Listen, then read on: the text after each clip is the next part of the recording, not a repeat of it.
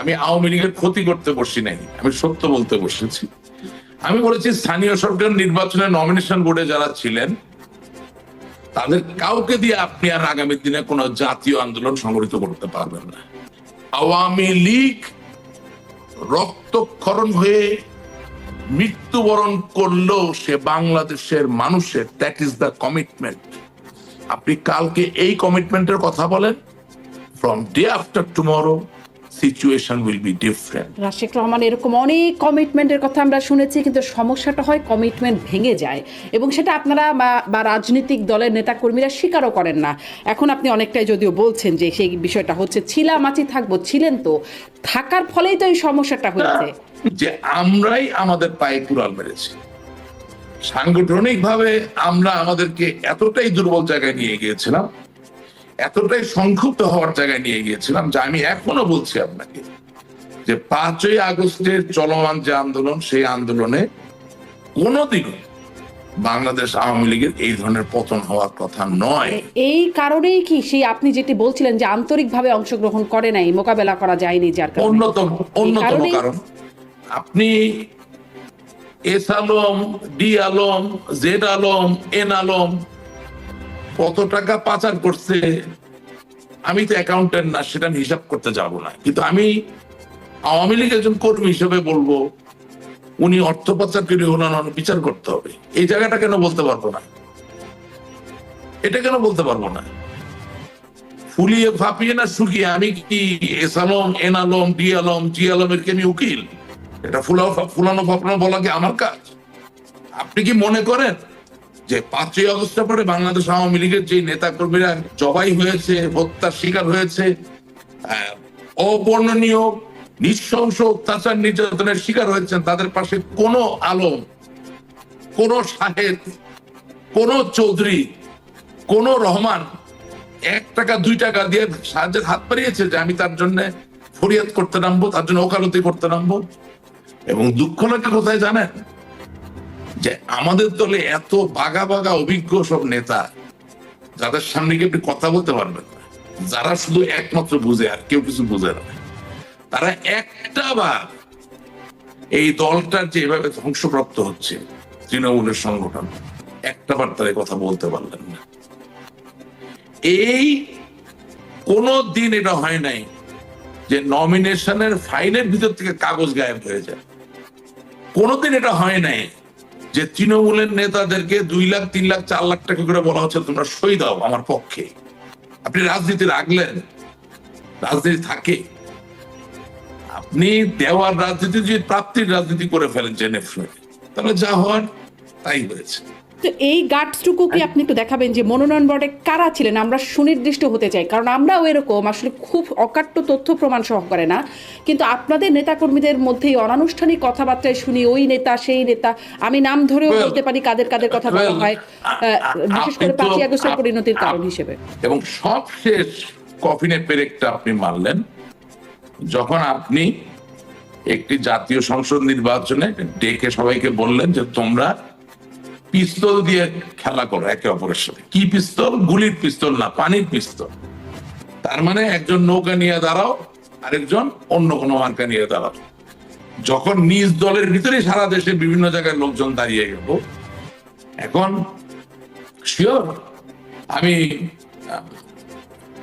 আমাদের অর্থনৈতিক খাত যে খুব ভালো চলতেছিল সেটা তো আসলে হ্যাঁ, রাশেক রহমান, অর্থনৈতিক খাতটাতে আমি আরেকটু আসি, কারণ ওটাতে আরেকটু সুনির্দিষ্টভাবে কথা বলতে চাইবো। আমি একটু খুঁজে বের করছিলাম, কারণ আমি ঠিক এই মুহূর্তে বলে দিতে পারছিলাম না যে কারা আসলে স্থানীয় সরকার জনপ্রতিনিধি মনোনয়ন বোর্ডের সদস্য ছিলেন। আমি 24শে ডিসেম্বর 2022-এর খবর একটা বের করলাম বাংলা ট্রিবিউনে, সেখানে দেখছিলাম যে আওয়ামী লীগের স্থানীয় সরকার জনপ্রতিনিধি মনোনয়ন বোর্ডের সদস্যরা হলেন Sheikh Hasina, Amir Hossain Amu, Tofail Ahmed, Sheikh Fazlul Karim Selim, Abul Hasnat Abdullah, Kazi Zafrullah, doctor Mohammad Abdur Razzak, lieutenant colonel অবসরপ্রাপ্ত Mohammad Faruk Khan, Ramesh Chandra Sen, Obaidul Quader, Mohammad Rashidul Alam, Jahangir Kabir Nanak, Abdur Rahman, Mahbubul Alam Hanif, doctor Dipu Moni, doctor Hasan Mahmud, doctor Abdus Sobhan Golap. জি, মানে তাহলে স্পষ্ট যে আপনি মনোনয়ন বোর্ডে যে দুর্নীতির অভিযোগগুলো করছিলেন, যারা আসলে ছিলেন, আমি আপনাকে যেটা বলছি, ওই মনোনয়ন বোর্ডে যারা আছেন সকলে তো দুর্নীতি করেননি, না। আচ্ছা, কেউ হয়তো বা করেছেন, অবশ্যই কেউ করেছেন, সবাই করেননি, কিন্তু কেউ বা কয়েকজন মিলে করেছেন। আওয়ামী লীগকে নিজের পায়ে দাঁড়াতে হলে, পরিশুদ্ধ হতে হলে অবশ্যই ওই গবেষণাটা করেই আসতে হবে। নিশ্চয়ই নিশ্চয়ই, একদম স্পষ্ট। ওই বোর্ডের কারা কারা বলছেন শেখ হাসিনার কোনো বিকল্প নাই। তারপরে যাদের নাম বলছি, কেউ কেউ বা তারা কয়েকজন মিলে হলেও মানে এই দুর্নীতির সাথে অবশ্যই ছিলেন, কিন্তু মানে এই 100%। বোর্ডের সভাপতি যিনি শেখ হাসিনা, তিনি জানবেন না বিষয়টা, এটা কি সম্ভব? না, তিনি জানলেন কি জানলেন না সেই আলাপটা তো আমি কারো অন্তরে ঢুকে বলতে পারি না। না না, এটা তো কিন্তু আমি আমার বক্তব্যে একটা কথা বলেছি, যে যারা আমাদের কাছে নেতা হিসেবে এসে উপস্থিত হন, তাদের কাছে আমার প্রশ্ন, আমি কিন্তু আপনি প্ল্যাটফর্মটা বেছে নিয়েছি প্রশ্ন করার জন্য, আমিও তো অনেক প্রশ্ন করতে পারি নাই। তাদের কাছে আমার প্রশ্ন যে ওনারা কি আমার নেত্রী বা আমাদের নেত্রীকে বলেছেন যে এতে দল ধ্বংস হয়ে যাচ্ছে? ওনারা তো আপনার টিভিতে আসে কথা বলে, তো আপনি তাদেরকে জিজ্ঞাসা করেন না ডেকে নিয়ে যে ডিড দে সে সামথিং? আপনার এখানে মাটি মানুষের যারা নিজেদেরকে নেতা দাবি করে আসে, তাদেরকে আপনি প্রশ্ন করেন, বললেন আমার কথা বললেন, আমার মতো আরো 100 লাখ হাজারো কর্মী আছে, তাদের প্রশ্ন, যে প্রশ্নটা হচ্ছে যে স্থানীয় পর্যায় থেকে শুরু করে যত্র বঙ্গবন্ধুর স্বাধীনতার যে মার্কা নৌকা মার্কাটা দেওয়ার মাধ্যমে দল যে সাংগঠনিক ভাবে দুর্বল হয়ে গেল, এবং এখানে যে নির্বাচনী নমিনেশনের ক্ষেত্রে একটা দুর্নীতির জায়গা তৈরি হলো, এবং সেখানে প্রথিতযশা কিছু নেতা, মানে তথাকথিত বাঘা বাঘা নেতা যারা এই দুর্নীতিতে অংশগ্রহণ করলেন, সেই ব্যাপারে তারা কি জননেত্রী শেখ হাসিনাকে অবগত করেছিলেন? যদি করে না থাকেন কেন করলেন না? না, যদি করে না থাকেন তাহলে করলেন না কেন? আর যদি কেউ বলে বসে হ্যাঁ করেছিলাম, তাকে আপনি জিজ্ঞাসা করতে পারবেন যে সেই জায়গায় নেত্রী কি বলেছিলেন। কিন্তু অবগত করতে হবে কেন? মানে এটি তো শেখ হাসিনা তিনি তো আর 2 দিন ধরে রাজনীতি করেন না। তার রাজনীতির অভিজ্ঞতা যারা এই প্যানেলে আছেন তাদের থেকে কমও না, তার দক্ষতা যোগ্যতাও নিশ্চয়ই কম না।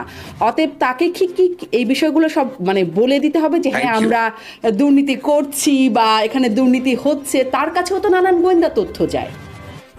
থ্যাংক ইউ, আমি তো সেটাই বলছি যে কারো ব্যক্তিগত সক্ষমতার জায়গায় মতামত দেওয়ার জন্য আমি এখানে আসিনি। আমি এখানে কথা বলছি একটা এন্টায়ার সিস্টেম নিয়ে।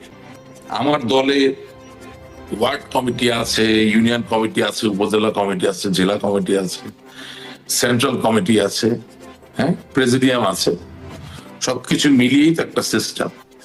আপনি যে প্রশ্ন করতেছেন এই প্রশ্ন অনেকে করে, কিন্তু আমাকে তো একটা ক্লাস নির্ভর দলের মাঝে থেকে তার রেজিমেন্টেশন মেনটেন করে আমার প্রশ্নগুলো করতে হবে, এবং সেই জায়গায় আপনি যদি আরো স্পেসিফিক হতে চান, সেই সহযোগিতাটা আপনাকে আমাদেরকে করতে হবে।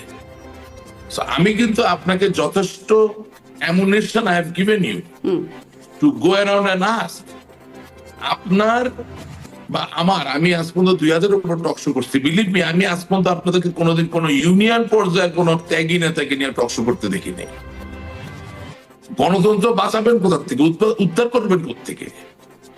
যেই লোকগুলোকে ছাড়া গণতন্ত্র হয় না, তাদেরকে কোনোদিন you don't call them because they don't look good enough. তাদেরকে দেখতে অত পরিমার্জিত মনে হয় না। আপনি প্রধানমন্ত্রী থাকবেন, মতো থাকবেন না। আপনি বিরোধী নেত্রী থাকবেন, বিরোধী নেত্রী থাকবেন না।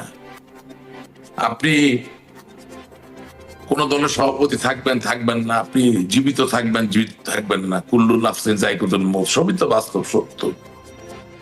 কিন্তু আপনি বঙ্গবন্ধুর কন্যা, এটা কিন্তু কেউ কোনোদিন পরিবর্তন করতে পারবে না। আপনি জাতির জনকের কন্যা। This cannot be changed. If that is the fact, তার একটা ন্যারেটিভ আসা দরকার যে আমার জন্য ক্ষমতা সবকিছু নয়। আমি বাংলার মানুষের পাশে ছিলাম, আছি, থাকবো।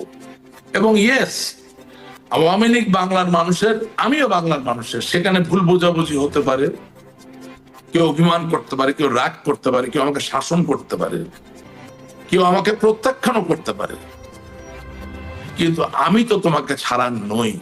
কারণ আমি তোমার জন্য, আমি ভুল করে থাকি, আমার তুমি পরিত্যাগ করুন, আমি তোমার পাশে থাকতে চাই, আমি নিজেকে ইমপ্রুভ করতে চাই। করতে হবে। প্রশ্রয় না পেলে, সরকারে আছেন আপনারা, প্রশ্রয় না পেলে কিভাবে এভাবে লক্ষ কোটি টাকা পাচার হয়? নাকি আপনারা একটা মানতেই রাজি না যে পাচার হয়েছে এত টাকা, যেটি মোহাম্মদ আরাফাত বলছিলেন? আপনি S Alam, D Alam, Z Alam, N Alam কত টাকা পাচার করছে, আমি তো অ্যাকাউন্টেন্ট না, সেটা আমি হিসাব করতে যাব না। কিন্তু আমি আওয়ামী লীগের একজন কর্মী হিসেবে বলবো, উনি অর্থ পাচারকারী হলেন, বিচার করতে হবে। এই জায়গাটা কেন বলতে পারবো না? এটা কেন বলতে পারবো না? ফুলিয়ে ফাঁপিয়ে না শুকিয়ে আমি কি S Alam, N Alam, D Alam, G আলমের কি আমি উকিল? এটা ফুলানো ফাঁপানো বলা কি আমার কাজ? আমি আওয়ামী লীগের একজন কর্মী হিসেবে বলবো, উনি অর্থ পাচারকারী হলেন, বিচার করতে হবে। এই জায়গাটা কেন বলতে পারবো না? এটা কেন বলতে পারবো না?